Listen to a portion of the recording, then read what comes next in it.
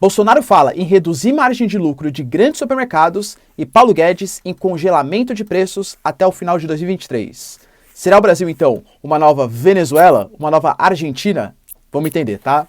Além disso, o Trump fala que o movimento político da invasão ao Capitólio no dia 6 de janeiro foi o maior movimento político da história dos Estados Unidos, enquanto o Putin, no movimento ali que comemorava os 350 anos do primeiro grande imperador, grande czar da Rússia, chamado de Pedro o Grande, diz que ele se assemelha bastante a esse grande czar.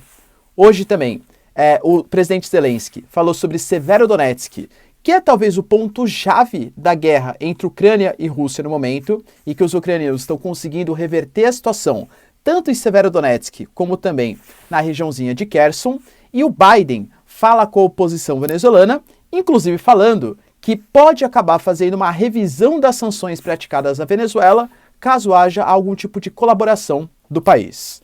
Mas a Venezuela aparentemente não está muito sujeita a isso, e inclusive foi a Turquia de Erdogan, um inimigo geopolítico casual nesse momento dos Estados Unidos, o que pode estar mostrando uma certa reconfiguração da nova ordem mundial. Se vocês querem entender um pouco mais sobre esses assuntos, e muito mais também sobre geografia, geopolítica, atualidades, política, polêmicas, enfim, tudo para você se manter sempre bem atualizado, já se inscreve no canal, deixa seu like e compartilha esse vídeo, que eu, professor Ricardo, conto muito com a sua ajuda. Beleza? Galera, se você quiser contribuir aqui para o canal, sendo membro, galera, sensacional, isso vai me ajudar bastante a continuar, né, produzindo conteúdos diários para vocês. Se não, só seu like e engajamento, mais que sensacional. Tamo junto, então bora lá pro vídeo, ó.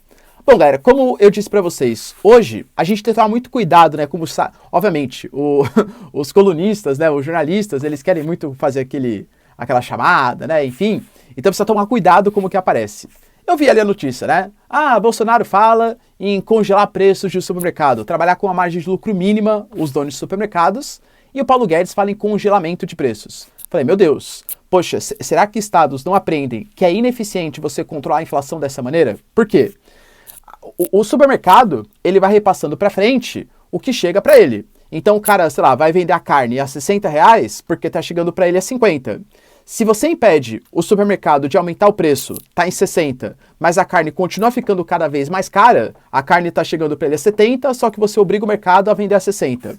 Imagina, né? Não precisa ser um gênio da economia. Isso gera desabastecimento. É o que aconteceu na Venezuela, na Argentina, é o que aconteceu no Brasil na década de 80, quando a gente fez os fiscais do Sarney, né? Política de congelamento de preços, não dá certo. Aliás, sempre, né? Problemas complexos, sempre tem uma solução simples, rápida e errada. Você na canetada mudar alguma coisa na economia, olha, para não falar sempre, quase sempre dá errado. Mas não foi isso, nem que o Bolsonaro, nem que o Paulo Guedes falou. O Bolsonaro até que sim, né? Ele falou que os supermercados, eles deveriam tentar reduzir as suas margens de lucro, margens mínimas, para tentar controlar a inflação. Embora seja um pedido do presidente, né, eu duvido, galera, que os supermercados vão tentar fazer isso, porque ele trabalha numa lógica capitalista. Convenhamos, você quer que o supermercado reduza o preço das coisas? Aumenta a concorrência, faz chegar mais barato, valoriza um pouco o real para reduzir e aumentar o nosso poder de compra, né? Existem várias maneiras. Mas o pedido não acho que seja a maneira mais eficiente. E o Paulo Guedes, a mídia talvez esteja colocando como se ele tivesse falado que ele vai estabelecer uma política de controle de preço. Não, vou proibir o mercado de aumentar o preço. Não foi isso que ele falou, hein? Ele falou que e claro, ele estava defendendo dele, né? Ele faz parte ali do ministério do Bolsonaro. Ele falou que era para os supermercados congelarem o preço até 2023. Ele fazia um pedido, ele não estava mandando, estava autorizando, canetada, que ele estava pedindo para congelar os preços até 2023, porque, segundo ele, era nenhuma política de contenção de inflação nesse momento vai ser uma solução a curto prazo. Se for uma solução a curto prazo, isso vai acabar gerando inflação de qualquer jeito, porque vai furar o teto, etc., né? Isso vai acabar acontecendo. Então, a solução a curto prazo para que o Bolsonaro seja reeleito, porque, segundo ele, claro, é a melhor opção para o Brasil, seria os supermercados sofrerem um pouco mais nesse momento, congelarem o preço, para que depois o Brasil consiga reverter essa posição com o Bolsonaro no poder e não com o Lula no poder, que, segundo ele, aí sim seria uma inflação generalizada no Brasil, né? Então, muito cuidado como que você interpreta. Eu, particularmente, acho que não é a maneira mais efetiva, né? Você pedir para os mercadores aí para reduzir a margem de lucro. Isso tem que ser pela lógica, obviamente, né, do próprio sistema econômico do país, mas também não é que está fazendo na canetada política de controle de preços, tá? Toma cuidado, fica tranquilo, isso não vai acontecer no Brasil, pelo menos no futuro próximo e pelo menos pelas declarações oficiais, claro. Tá bom? Hoje o Trump também deu uma declaração, hoje é dia polêmico, né? Trump deu uma declaração bastante polêmica, falando que o movimento que aconteceu nos Estados Unidos foi o movimento mais importante da história, depois de, segundo o Trump, a gente ter eleições manipuladas e roubadas, e que os Estados Unidos precisava disso para voltar a ser grande. Qual que é o contexto que a gente tem isso aí, né? O Trump está sendo convocado pelo Congresso para prestar esclarecimentos sobre a invasão que aconteceu ao Capitólio, para saber se ele foi de fato responsável ou se ele não foi o responsável por essa invasão. Dentro desse contexto, ele já começou a soltar que as eleições foram manipuladas, que as eleições foram roubadas, etc.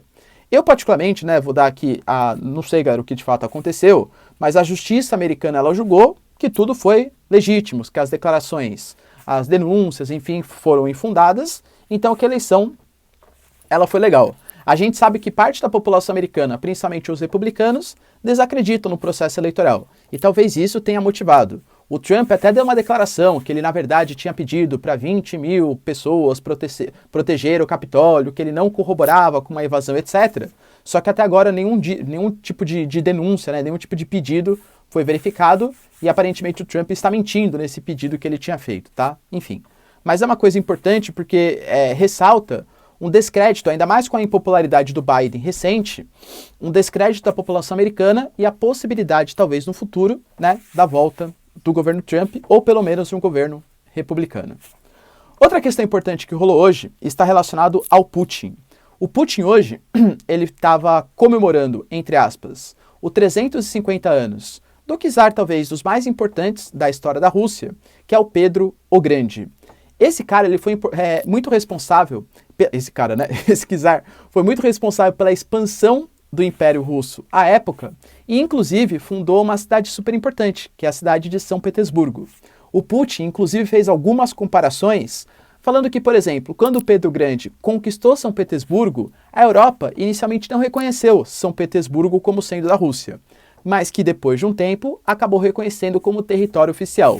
Deu a entender que é isso que ele está fazendo também na região de Donbass, que ele está anexando ali os territórios, Mariupol, Sudeste até a Crimeia, e que no momento a Europa não vai reconhecer, nem os Estados Unidos, mas que no futuro vai ser reconhecido. Óbvio que existem diferenças bastante grandes. Por quê? Porque o Pedro Grande, apesar desse expansionismo, ele também foi responsável por uma aproximação da Rússia com os países europeus, coisa que hoje está sendo totalmente o contrário. Inclusive o Putin hoje, ele teve mais nessas declarações, né, que ele fez, ele deu mais uma declaração com certo contexto histórico. Ele falou que nenhum país do mundo vai conseguir isolar economicamente a Rússia. Falou que a Rússia, durante a época da União Soviética, errou em fazer a cortina de ferro, porque se isolou economicamente, a União Soviética e tal, e que hoje a Rússia não vai passar por uma nova cortina de ferro, porque mesmo que seja isolada economicamente, com sanções por parte de Europa, Estados Unidos, o mundo não é mais o mesmo. O mundo hoje tem, por exemplo, o Brasil aumentando o comércio com a Rússia, aumentou no ano de 2022, a Índia, cara, disparou a importação de petróleo, gasodutos, oleodutos, comércio muito significativo com os chineses, aproximação ao país, por exemplo, Paquistão, uma série de países africanos, a União Africana pedindo para o Putin exportar mais alimentos, percebe? Então o Putin falou que não existe essa possibilidade de uma nova cortina de ferro, porque a geopolítica atual não é mais a geopolítica do século XX. É uma geopolítica em que existem outras opções, como o mercado asiático, o mercado africano e o mercado latino-americano, que não seja o mercado europeu e o mercado dos Estados Unidos. Concorda com o Putin? Acha que dá para superar as sanções de Estados Unidos e Europa a partir de novos mercados? Deixa aí nos comentários que eu quero saber sua opinião. Zelensky hoje falou sobre a batalha de Severodonetsk, que é o ponto hoje de maior disputa. A gente tem pouquíssimas informações, né? Tanto do lado da Rússia como parte da Ucrânia. Segundo dados da Ucrânia, Severodonetsk está resistindo de maneira bastante significativa. E lembrando, Severodonetsk é tão essencial porque Severodonetsk fica de um lado do rio Donetsk, que passa pela região. Se conseguir dominar Severodonetsk, que é uma cidade industrial de mais ou menos 100 mil habitantes, e partir para o outro lado do rio, você consegue fazer com que as suas tropas avancem de maneira bastante importante, podendo chegar até Kramatorsk, que é uma cidade muito grande. Isso praticamente significaria a derrota de Donbás, a derrota ali da região. Então, essa batalha está sendo travada, segundo o Zelensky, a batalha mais difícil desde o início dos conflitos e pode significar o futuro da região. Segundo dados da Ucrânia, tanto o Severodonetsk como a região de Kherson, que fica acima da Crimeia, os ucranianos estão conseguindo contra-atacar e dominar alguns territórios. Segundo a Rússia, claro, nada oficial, inclusive lideranças de Kherson falaram que estão pleiteando um plebiscito ainda em 2022 para a anexação da região, da mesma maneira como aconteceu a Crimeia, ao território russo. Quem está certo nessa guerra de retóricas, nessa guerra de narrativas? E para finalizar aqui o nosso vídeo, outra notícia bem importante relacionada à Cúpula das Américas. A Cúpula das Américas esvaziada. A gente sabe, galera, que o governo Biden, ele não convocou Nicarágua, Venezuela e Cuba, por serem países que, segundo o julgamento dos Estados Unidos, não colaboram com a questão da democracia internacional. Mas apesar de não ter convidado a Venezuela, o governo Biden ele fez um telefonema para quem eles reconhecem como a liderança, o chefe de governo oficial da Venezuela, que é o Juan Guaidó.